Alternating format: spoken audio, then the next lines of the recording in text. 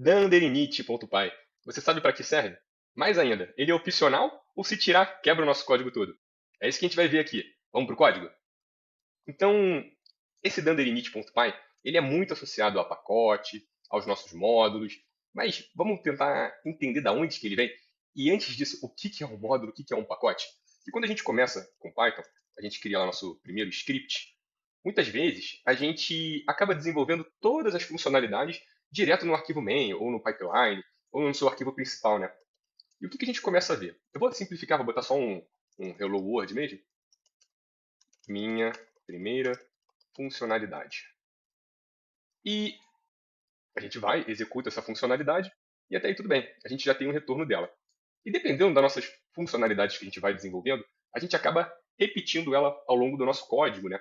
E a maneira que a gente faz logo de cara é fazer a cópia dessa funcionalidade e replicando ela ao longo do nosso código. Só que a gente sabe que isso traz uma série de riscos, né? Eu posso errar quando eu for copiar, eu gero um retrabalho muito grande, então não vale muito a pena fazer isso. E depois de um tempo com Python, a gente acaba estudando e aprende algo chamado função, né? Então, minha primeira função. E qual que é a vantagem da gente trabalhar com função? É que eu consigo, através dela, ao invés de eu ter que repetir várias e várias vezes a minha lógica de negócio, eu consigo só fazer a chamada dela e ter a mesma funcionalidade. Ou seja, eu paro de ter que ficar me repetindo várias e várias vezes. Quando a gente está olhando aqui para um contexto de só um print, parece, pô, estou trocando 6 por meia dúzia. Mas pensa aqui, quando você vai evoluir ao longo da sua aplicação, você vai trabalhar como ETL, se for um engenheiro de dados, se for um cientista, vai fazer o seu modelo de machine learning, e se for da área de back-end, vai desenvolver a sua API, o seu código vai começar a crescer. E mesmo trabalhando com funções e classes, se você for escrever tudo num script só de Python, vai virar um código de 500, 5.000 linhas, vai virar um espaguete, né? Então, para isso que serve o uso de pacote e o uso de módulos, né? Que é o que a gente vai ver aqui. Eu vou fazer uma refatoração simples aqui, vou criar um pacote. Um pacote nada mais é do que uma pasta com alguns arquivos Python dentro. Eu vou também fazer um subpacote, só para desmistificar isso. E dentro desse subpacote eu vou escrever um módulo. Um módulo é qualquer arquivo que tenha a extensão .py, tá bom? Esses nomes eles são indiferentes. E você deve estar vendo aqui agora, né? Tá faltando alguma coisa. E o que será que está faltando aqui? É o nosso amigo Danderinit. Eu vou criar um danderinit.py no pacote e um danderinit.py no nosso subpacote. Tudo bem? Calma que eu já vou explicar para que ele serve. Mas primeiro eu vou refatorar ele aqui. Vou pegar a minha função, vou tirar essa minha função do meu arquivo principal e vou jogar ele dentro do meu arquivo de módulo. Agora, se eu for colocar para rodar aqui, o que vocês acham que vai funcionar? Vai funcionar? Não vai funcionar? Vou botar aqui, vamos ver o que vai acontecer. Ele vai dar um erro de name erro. Ele fala que essa variável não foi definida, né? Essa função não foi definida. Por quê? Faltou a gente importar. Então vocês já devem ter trabalhado com o import, principalmente quando a gente trabalha com outras bibliotecas externas, como Pandas, TensorFlow, a gente acaba sempre fazendo esses importes, né? Só que a gente também pode importar as nossas bibliotecas. Então eu vou fazer aqui o import do meu pacote, depois o meu subpacote e depois o meu módulo. Da mesma forma que eu coloquei o nome do pacote, do subpacote e do módulo, eu coloco aqui para fazer essa importação. Se eu quiser escrever da mesma forma que já estava, eu posso utilizar o from.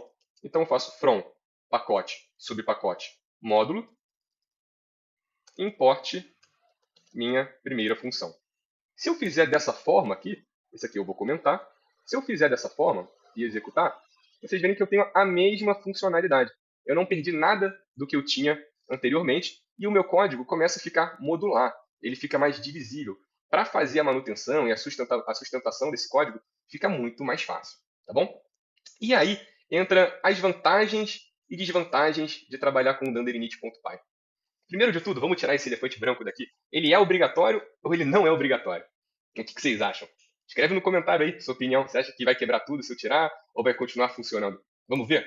Eu vou pegar ele aqui, eu vou tirar tanto o meu Danderinit do meu pacote, vou tirar do meu subpacote, vou deletar também aqui o cachê, vou deletar daqui também. E aí? Já deu tempo até de você comentar já, né? Só de eu deletar esses pacotes todos aqui. Vou colocar para rodar e tem a mesma funcionalidade que eu tinha ele. Então ele não deixou de funcionar o meu código.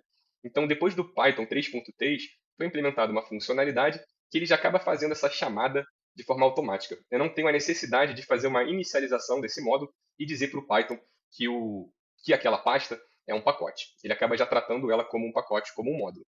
Então, beleza, Luciano, pode acabar o vídeo, eu não preciso do Dunder Init, é só uma bobagem. Calma lá, você vai ver que ele tem muita coisa importante e é o que eu vou mostrar aqui. Então eu vou voltar com os meus arquivos Dunder Init. Deixa eu recriá-los aqui. Deixa eu recriar. Beleza?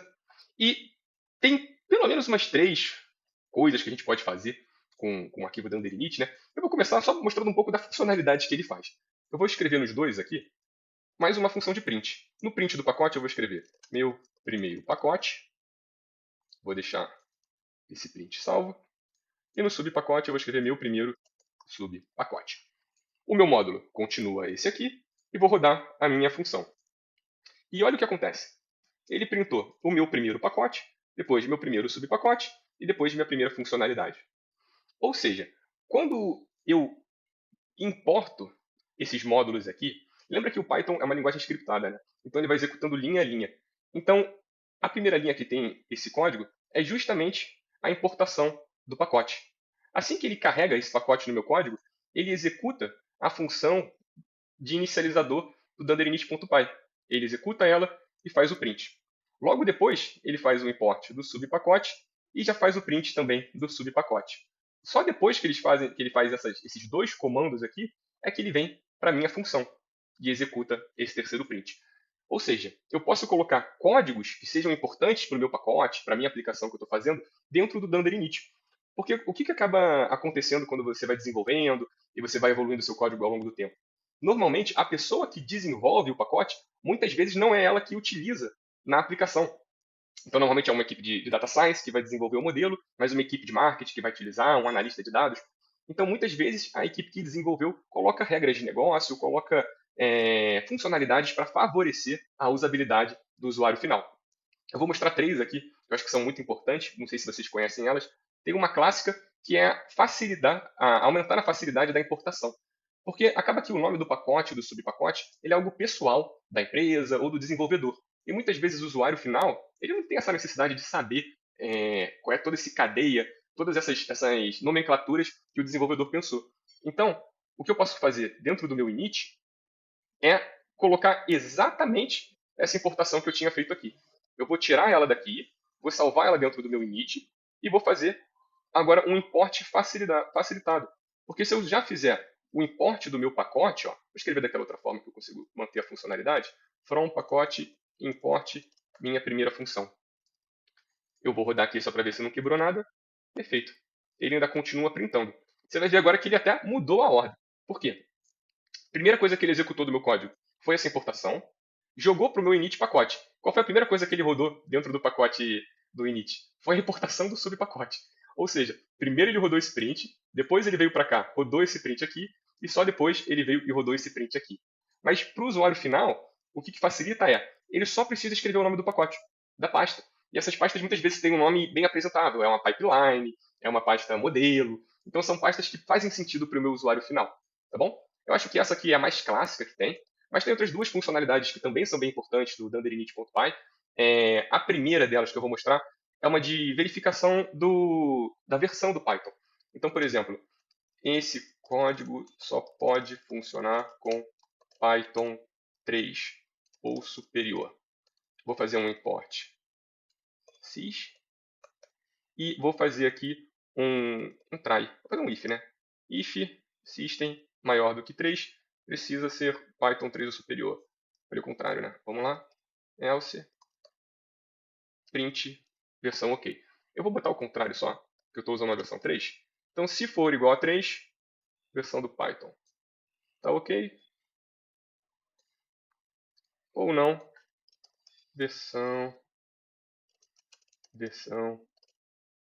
do Python não é compatível com pacote.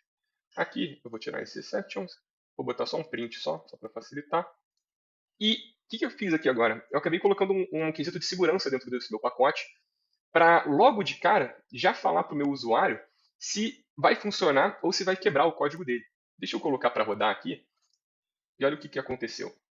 Ele já me dá um retorno, porque ele testa se a versão do Python que eu estou rodando aqui é igual a 3, E se for igual a 3, ele fala, beleza.